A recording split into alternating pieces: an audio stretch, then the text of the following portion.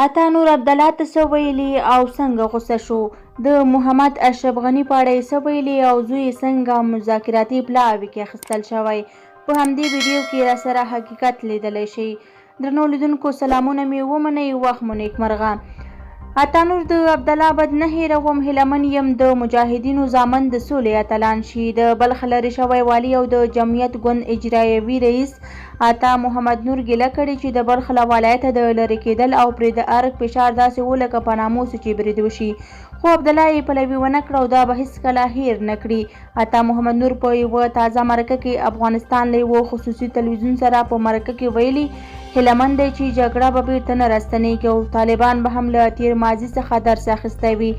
د عطا محمد نور په خبره د حکومت لخوا په مذاکراتي پلاوي کې د مشر زوی خالد نور نوم اچولو باندې له ده سره مشوره نه ده شوې، خو ده هم د حکومت په دې پرېکړه څه ونه ویل او ویې منله. زما زوی په مسکو او دوحه کې له طالبانو سره د لومړنیو ناستو تجربه لري. زه خبر نه وم د ده نوم یې لیست کې ورکړی، ما هم څه ونه ویل.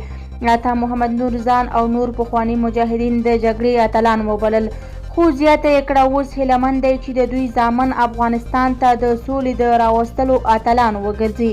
هغه زیاته کړه چې لومړی داسې فکر کېده چې له طالبانو سره د خبرو لپاره له لوی دریځ څخه له استاد سیاف، اسماعیل خان کرزي او نورو مشرانو څخه جوړ پلاوی دفاع وکړي، خو په وینا یې د حکومت پالیسي داسې وه چې دا کسان به په پلاوي کې نه وي.